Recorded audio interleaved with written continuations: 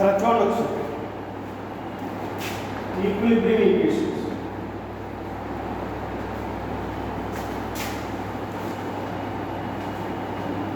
ఇవి చాలా చాలా ఇంపార్టెంట్ ఈక్వేషన్స్. సో మనకి ఎంటెక్ అయినా బీటెక్ అయినా వీటి మీద బాగా అడుగుతున్నాడు అన్నమాట. అంటే ఈ డెరివేషన్ కంపల్సరీ ఉండదు. సో ఎనీ యూనివర్సిటీ ఇలాంటి ప్రాబ్లమ్స్ అడుగుతాడు అన్నమాట.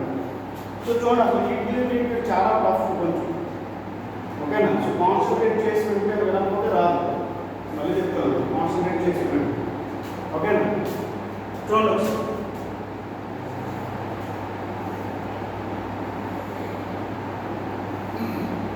ఎలిమెంట్ అంటే equilibrium equation for 3D element. Okay, అసలు 1Dకి 2Dకి 3Dకి డిఫరెన్స్ ఏంటి? 1D అంటే రిమైనింగ్ 2 డైమెన్షన్స్ తెలియదు. 2Dలో x y దాని తగ్గట్టు z చాలా తక్కువ ఉంటుంది, దాన్ని 2D అంటారు. 3D అంటే అది కన్సిడరబుల్ డిస్టెన్స్ ఉంది అన్నమాట. మళ్ళీ చెప్తాను, 1D పెన్ ఉంది కదా, pen 1 dimension problem, 1 dimension road 1 dimension, road infinity. అబ్బాయి చెప్పింది ఇలా రోడ్డు ఉందనుకోండి, దీని యొక్క విడ్త్తో కంపేర్ చేసుకుంటే దాని యొక్క థిక్నెస్తో కంపేర్ చేసుకుంటే రోడ్డు కొన్ని వేల కిలోమీటర్లు ఉంది. సో అంటే ఒకటి బాగా ఎక్కువ ఉంది, రిమైనింగ్ 2 చాలా తక్కువ అండి. సో రోడ్ని మనం 1Dకి తీసుకోవచ్చు. అర్థమైంది, అర్థం కదా. అలాగే ఈ బోర్డు అంటే 1Dకి ఎగ్జాంపుల్ అది, బోర్డు 2Dకి. ఈ బోర్డు చూస్తే ఇది x, ఇది y. సో దీని థిక్నెస్ నెగ్లిజిబుల్. అంటే ఇది ఫర్ ఎగ్జాంపుల్ 5 మీటర్స్ ఉండొచ్చు, ఇది 1.5 మీటర్. అంటే 5 మీటర్ ఎక్కడ 1.5 మీటర్. సో కంపేర్ టు ఈ 5 మీటర్తో కంపేర్ చేసుకుంటే ఇది కొంచెం ఉంది, బట్ థిక్నెస్ చాలా నెగ్లిజిబుల్ అన్నమాట. ఓకేనా. సో ఈ రెండింటిలో డైమెన్షన్తో పోల్చుకుంటే దీని థిక్నెస్ చాలా తక్కువ ఉంది కాబట్టి, ఒక డైమెన్షన్ చాలా తక్కువ ఉంది కాబట్టి బోర్డ్ ఈజ్ 2 డైమెన్షన్ ప్రాబ్లం. ఓకేనా. బట్ 3D అంటే ఏమన్నా అన్నీ కూడా కన్సిడరబుల్ ఉండాలి. అంటే లెంత్, విడ్త్, థిక్నెస్ కన్సిడరబుల్గా ఉండాలి. అంటే దానికి తగ్గట్టు ఉండాలి. ఫర్ ఎగ్జాంపుల్ ఇది 3 మీటర్స్ ఉందనుకోండి, ఇది 2 మీటర్స్ ఉంది, థిక్నెస్ కూడా 1 మీటర్ ఉందనుకోండి థిక్నెస్, అప్పుడు 3D ప్రాబ్లం పడుతుంది. అర్థం. బీమ్ ఈజ్ 1 డైమెన్షన్, బీమ్ అనేది 1 డైమెన్షన్. ఓకే, దీని యొక్క లెంత్తో కంపేర్ చేసుకుంటే దీని యొక్క విడ్త్, దీని యొక్క థిక్నెస్ చాలా తక్కువ ఉండాలి. అర్థం కాదు. అంతా లెంత్ ఇక్కడ నుంచి అక్కడ రాకుంటే టేపు, ఓకే, దాని యొక్క థిక్నెస్ ఇంత, దాని యొక్క విడ్త్ ఎంత ఉంది, దాని యొక్క థిక్నెస్ ఎంత ఉంది. అర్థమైందా. So it is 1 dimension problem. ఒక డైమెన్షన్తో కంపేర్ చేసుకుంటే రిమైనింగ్ 2 డైమెన్షన్ అది నెగ్లిజిబుల్ కాబట్టి 1 డైమెన్షన్ ప్రాబ్లం. ఓకే, కాబట్టి చూడండి ఒకసారి, నేను equilibrium equations for 3D element ఇది చాలా చాలా ఇంపార్టెంట్. సో అర్థం చేసుకోవడం చాలా డిఫికల్ట్ అన్నమాట. ఓకే, సో ఇది 3D బ్లాక్ అనుకుంటే, 3D ఎలిమెంట్ అనుకుంటే. సో ఫర్ ఎగ్జాంపుల్ నేను దీన్ని x అనుకున్నా, దీన్ని y అనుకుంటున్నా. ఓకేనా, అలా అర్థం చేసుకోండి క్లియర్గా. దీన్ని y, దీన్ని z అనుకుంటున్నాను. ఓకే, x, y, z అంటే ఈ డైరెక్షన్ ఉన్నాము, దీని యొక్క డిస్టెన్స్ ఫర్ ఎగ్జాంపుల్ 3 మీటర్స్ ఉందనుకోండి, ఇది 2 మీటర్స్ ఉందనుకోండి, 2 మీటర్స్ ఉందనుకోండి. సో కన్సిడరబుల్ డిస్టెన్సెస్ ఉన్నాయి ఈచ్ డైమెన్షన్. నేను దీన్ని x అనుకున్నా, దీన్ని y అనుకున్నా, దీన్ని z అనుకున్నాను అన్నమాట. Okay, sigma x, sigma y, sigma z are stresses in x, y and z direction. Stresses in x, y, z and tau x, x, y, tau y, z, tau z are shear force in xy plane, yz plane, zx plane, sorry xz plane. Okay, so మళ్ళీ చెప్తాను, sigma x, sigma y and sigma z are the stresses induced in x, y, z direction. What is stress? So ఇది ఒక body అనుకుందాం. Okay, దీని మీద కనుక నేను load apply చేశాను అనుకో, that is stress, it is equal to force per unit area. If force is 0, stress is also 0. If force is increases, stress is also increases. Okay, if force is decreases, stress is also decreases. Okay, అర్థం చెప్పింది. Force 0 అయిపోతే stress కూడా 0 అయిపోతుంది. Force increase చేస్తే stress కూడా increase అవుతుంది. Okay, ఇప్పుడు ఈ డైరెక్షన్లో లోడ్ అప్లై అవ్వడం వల్ల స్ట్రెస్ డెవలప్ అవుతుంది లేదా, దీన్ని నార్మల్ స్ట్రెస్ అంటారు. ఓకేనా, అర్థం చెప్పింది. దీనే నార్మల్ స్ట్రెస్ అంటే sigma x, sigma y, sigma z అది direction. But coming to shear stress, that is tau xy, yz and xz, ఇవేంటి the stresses develop in parallel to బాడీకి ప్యారలల్గా లోడ్ అప్లై చేస్తే కనుక ఇలాంటి ఎఫెక్ట్స్ని షీరింగ్ ఎఫెక్ట్స్ అంటాము. ఓకే, ఇలాంటి ఎఫెక్ట్స్ని షీరింగ్ ఎఫెక్ట్స్ అన్నమాట. సో ఇవన్నీ తెలియాలి as a mechanical engineering. So ఇదేమో నేను ఏమన్నాను, sigma x, sigma y, sigma z stresses in x y z directions. Tau x y, tau y z and tau xz are the stresses, shear stresses in xy plane, yz plane and so ఈ రెండింటి difference ఏంటి, it is one dimension, it was two dimension. Okay, next చూడండి, ఇదే sir ఈ విధాలుగా ఏం చెప్పారు sir, ఆ డయాగ్రామ్ డ్రా చేసిన తర్వాత అంటారు అవన్నీ తెలియాలి. మీరు అడగవచ్చు, నేనే చెప్తాను. If a force is applied in x direction, for example ఇలా డైరెక్షన్లో ఫోర్స్ ఎక్స్ట్రా యాక్ట్ అయింది అనుకున్నాం. ఓకేనా, స్ట్రెస్ డెవలప్ అవుతుంది లేదా, ఉంటుంది. స్ట్రెస్ ఉంటుంది, ఫోర్స్ ఉంటే స్ట్రెస్ ఉంటుంది. ఈ force is 0, stress is also 0. అర్థం కదా, ఇది ఉంది ఇలా ఫోర్స్ అప్లై చేస్తే స్ట్రెస్ అవుతుందా అవ్వట్లేదు, పెయిన్ వస్తుంది. అర్థమైందా? సో అన్నీ కనిపిస్తాయి మనకి, ఇవన్నీ స్ట్రెస్.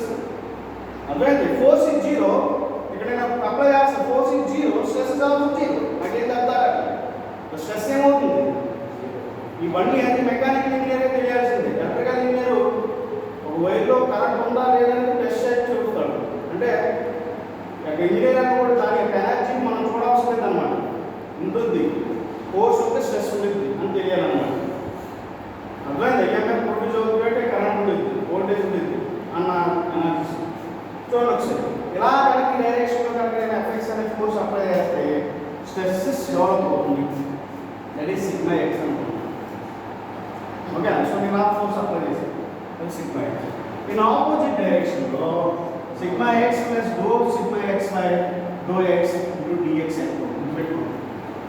ఇన్ ఆపోజిట్ డైరెక్షన్లో అదే సార్ మనం అప్లై చేసి ఓన్లీ సిగ్మా ఎక్స్ అయితే ఈ extra dou sigma x by dou x into dx into sir అంటారు. ఇలా ఎందుకు జరుగుతుంది అనేది క్వశ్చన్ మార్క్ రావాలి క్వశ్చన్. చూడండి ఒకసారి, బాడీలో జరిగే రియాక్షన్స్ మీరు మళ్ళీ చెప్తున్నాను, బాడీలో జరిగే రియాక్షన్స్. ఫర్ ఎగ్జాంపుల్ ఇది బాడీ, నేను అలా కుట్టాను అనుకోండి, ఇదే ఫోర్స్ ఆపోజిట్ డైరెక్షన్లో అప్లై అవుతుందా లేదా, ఇలా 2 ఫోర్సెస్ యాక్ట్ అవ్వడం వల్ల నాకు బ్రేక్ అనేది ఫామ్ అయ్యింది. నేను ఇదే ఫోర్స్ ఎయిర్లో ఉందాను అనుకోండి, ఎయిర్కి ఏ మాలిక్యూల్స్కి బాండింగ్ లేదు కాబట్టి నా ఫోర్స్ దాని మీద ఎఫెక్ట్ అవుతుంది, రెసిస్టింగ్ ఫోర్స్ ఆఫర్ కూడా చేయలేదు. అందు కాబట్టి నాకు దెబ్బ తగ్గిందా, తగ్గదు కదా, అర్థం కదా. ఇలా ఫోర్స్ అప్లై చేయడం వల్ల ఈ బాడీలో జరిగే రియాక్షన్ ఇన్ అదర్ డైరెక్షన్లో sigma x plus some increment, that is dou sigma x by dou x into dx act అవుతుంది. ఓకేనా, గుర్తుపెట్టుకోండి, ఇవన్నీ చాలా చాలా ఇంపార్టెంట్. నెక్స్ట్ ఫర్ ఎగ్జాంపుల్ ఇది నేను చెప్పాను, ఇది ఎక్స్, ఇది వై, ఇది జెడ్. అప్పుడు ఇది ఈ ప్లేన్ మీకు ఇటు సైడ్ ఉన్న ప్లేన్ కనిపించట్లేదు, అటు సైడ్ ఉన్న ప్లేన్ ఏమవుతుందంటే డీజెడ్ ఇంటూ డివై అవుతుంది. డీజెడ్ ఇంటూ ఇది డీజెడ్, ఇది డివై, ఇది bx. ఇప్పుడు ఇది ప్లేన్ ఏమవుతుంది dy ఇంటూ dz. ఓకే అర్థమైందా? ఇప్పుడు చూడండి ఒకసారి ఈ ఫోర్సెస్ అప్లై అవ్వడం వల్ల ఇలా ఫోర్స్ అప్లై చేయడం వల్ల ఈ బాడీలో షీరింగ్ ఎఫెక్ట్ అంటే సో అది కంప్రెస్ అయిపోతుంది అనమాట. ఆ ఎఫెక్ట్ ప్రొడ్యూస్ అవుతుంది అనమాట. ఆ ఫోర్స్ చూడండి ఒకసారి ఇన్ ఆపోజిట్ డైరెక్షన్లో tau x y develop tau x y develop అవుతుంది అనమాట. ఇన్ ఆపోజిట్ డైరెక్షన్లో tau x y plus do tau x y by dou y into d. అర్థమైంది? నెక్స్ట్ చూడొచ్చు ఇదే ఫోర్స్ అంటే 3 డైమెన్షన్ బాడీ కాబట్టి ఒక డైరెక్షన్ ఇచ్చాను, ఇంకొక డైరెక్షన్ వై డైరెక్షన్ వచ్చింది, ఇది జెడ్ డైరెక్షన్లో కూడా ఉండేది లేదు. అర్థమైంది? అర్థం ఒక ఫోర్స్ ఇలా ఫోర్స్ అప్లై చేయడం వల్ల ఈ ఫర్ ఎగ్జాంపుల్ ఈ రబ్బర్ అనుకోండి, నేను ఇలా ఫోర్స్ అప్లై చేశాను అనుకోండి, అప్పుడు ఏమవుతుంది అదర్ డైరెక్షన్లో కూడా చేంజెస్ వస్తాయి కదా, ఇది పెరిగింది తగ్గింది కదా, అంటే 3 డైమెన్షన్లోనూ చేంజ్ వస్తాయి. ఇప్పుడు నేను ఈ ఫోర్స్ అప్లై చేయడం వల్ల ఒక డైరెక్షన్లో మాత్రమే స్ట్రెసెస్ అవుతుంది, షియర్ స్ట్రెస్ రాసు, ఇంకో డైరెక్షన్లో కూడా ఉండేది కదా, అది అలా ఉంటుంది. ఇదే కదా ఓకే. అంటే మనకి ఇలా ఉంది. సో మీరు ఇమాజిన్ చేసుకుంటారు ఫర్ ఎగ్జాంపుల్ ఎలాగే రాసుకుంటారు. ఓకే సో ఇలా రాసుకుంటారు టౌ ఎగ్జెడ్ అప్పుడు అవుతాయి ఇన్ ఆపోజిట్ డైరెక్షన్లో tau xz plus do tau xz by dou x dou z into dz అయితే మీరు ఓన్లీ ఒక ప్లేన్ మాత్రం రాస్తారు. ఇటువైపు కనిపించే ప్లేను, అటువైపు కనిపించే ప్లేను.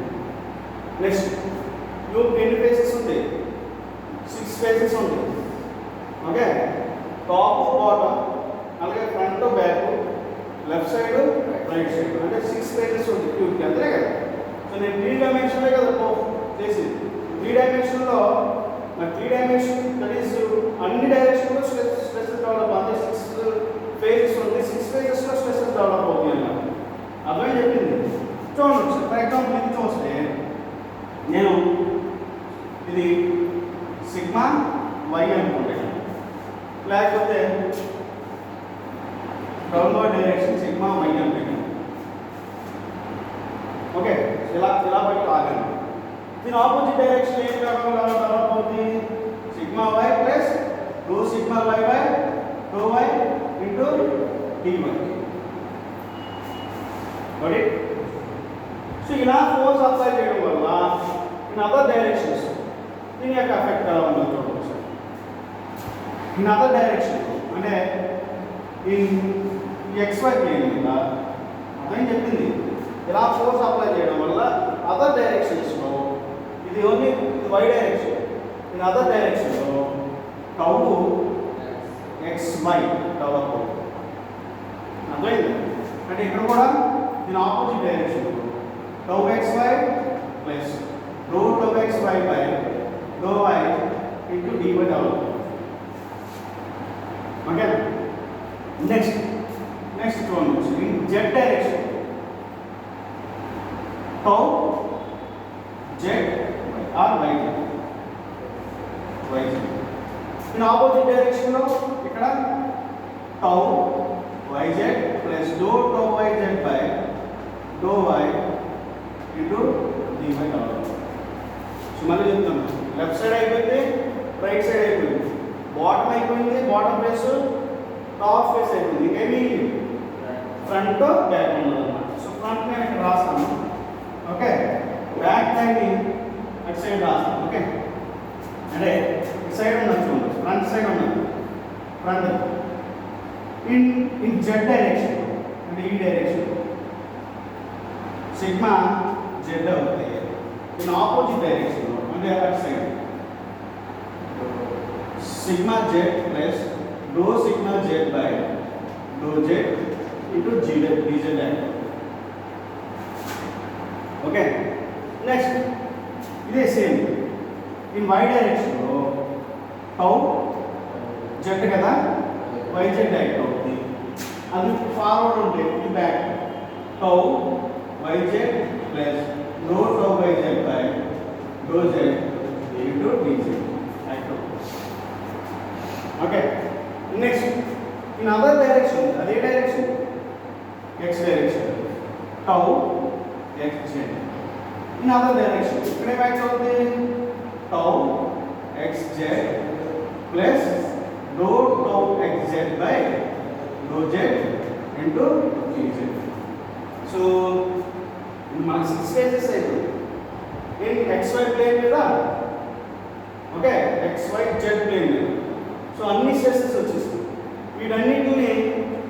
సో మనం sigma fx is equal to 0, sigma fy is equal to 0, sigma fz is equal to 0 చేస్తే ఈక్వేషన్ వస్తుంది. సో ఫర్ ఎగ్జాంపుల్ చూడండి, ఇది sigma x in other direction ఏమైనా ఉంది sigma x plus do sigma x by do x into dx. Okay, రాస్తుంది sigma fx is equal to 0 రాస్తాయి. x direction లో చూడండి, ఇది ఒక x డైరెక్షన్, అలాగే ఇది ఒక x డైరెక్షన్. ఓకే, నెక్స్ట్ ఇది కూడా x డైరెక్షన్ లో ఉంది. ఓకే, ఇది x డైరెక్షన్ లో ఉంది, అలాగే ఇది x డైరెక్షన్ లో ఉంది, అలాగే ఇది x డైరెక్షన్ లో ఉంది. సో చూడండి ఒకసారి 6 రావాలి. 1 2 3 4 5 ఇంకోటి ఉంది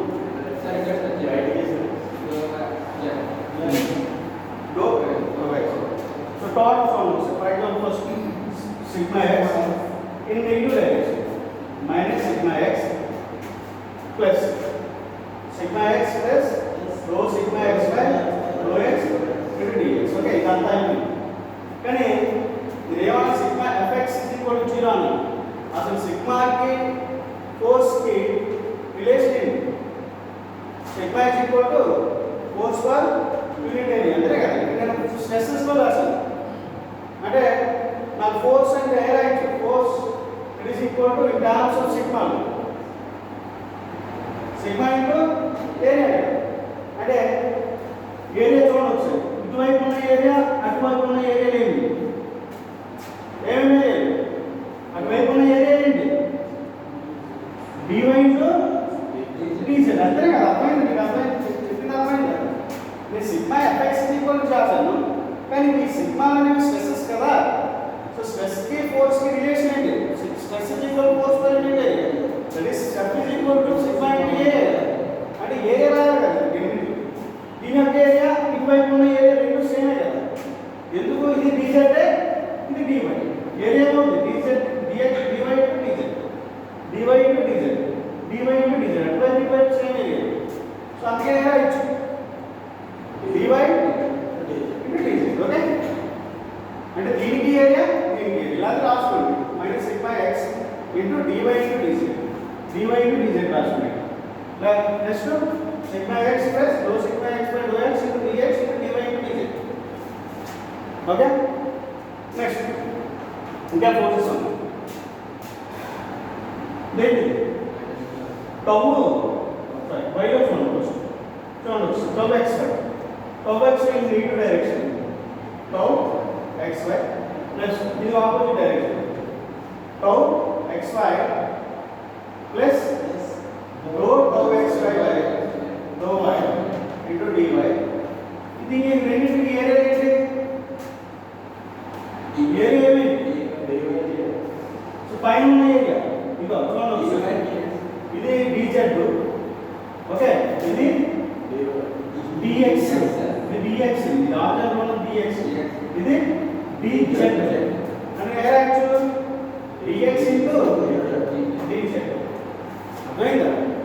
పైన ఉన్న ఏరియా కింద ఉన్న ఏరియా పైన ఉన్న ఏరియా. చూడండి మళ్ళీ చెప్తాను, dz ఇంటూ dx, ఇది dx అనుకున్నాను కదా x direction, dx into dz పైన ఉన్న ఏరియా. సో అందుకే dx ఇంటూ dz రాస్తాను ప్లస్ చూడండి ఒకసారి z direction tau xz. So దీన్ని కూడా ఆపోజిట్ డైరెక్షన్లో తీసుకుంటే కదా దీన్ని కూడా పాజిటివ్ ఇంటూ అనుకున్నాం టౌ xz. ఓకే, దీనికి ఆపోజిట్ డైరెక్షన్ అంటే ఇక్కడ ఇది ఫార్వర్డ్ తీసుకోండి. ఓకే, ఇక్కడ రాసింది ఇది ఇది అంతే కదా, ఇది నెగిటివ్ రాసు tau x tau y z. ఇక్కడ మళ్ళీ డైరెక్షన్ చేంజ్ చేయదు. టౌ వై జెడ్ అంతే కదా, టౌ వై జెడ్ ఇది tau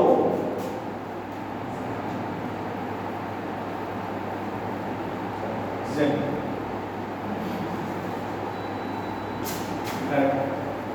It is in negative direction of xy.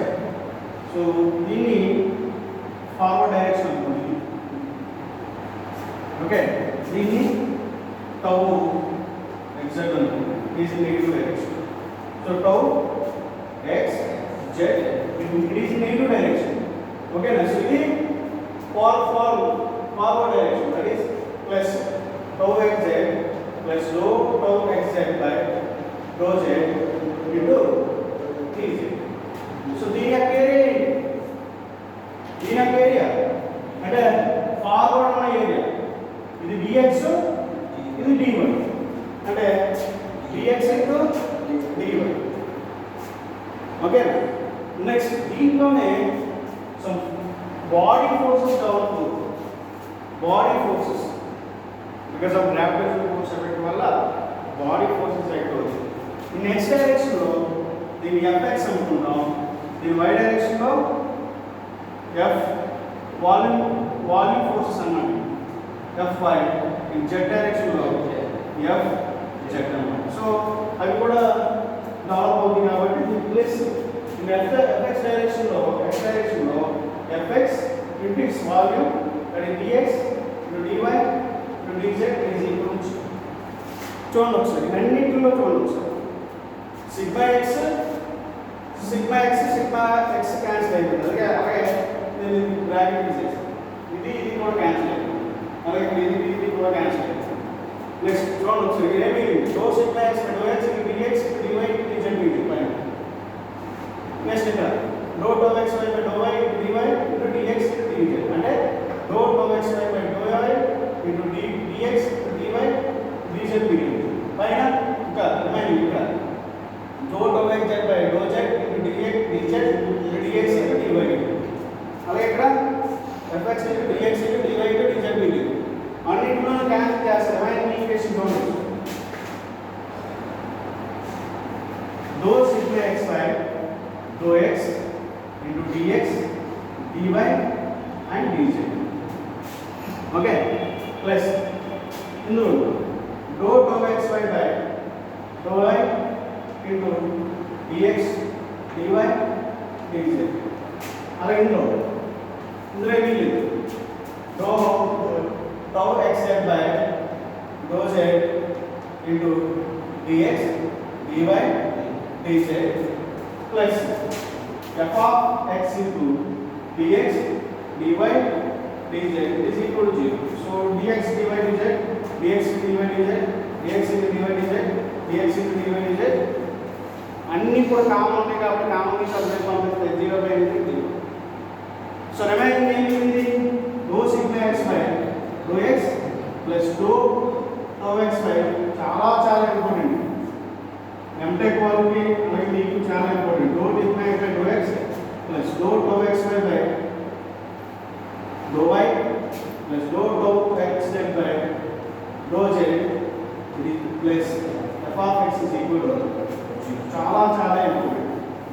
Similarly for y ఇప్పుడు ఏం తీసుకున్నాను, sigma fx is equal to 0 తీసుకున్నాను. ఇప్పుడు sigma fy is equal to 0 తీసుకోండి. Total forces along y direction it is equal to 0 తీసుకోండి. So అదే similar equation sigma y by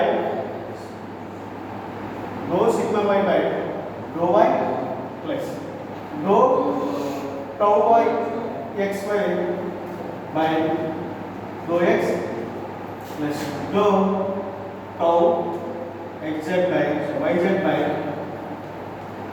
dou z plus f of y is equal to 0 without the equation.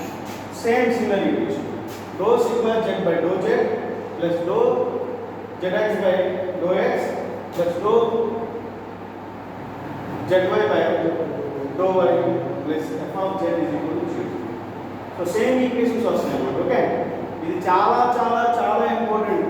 Exam point derivations మా maximum మిమ్మల్ని అడుగుతాడు, మీకు అడగదు. ఓకేనా, note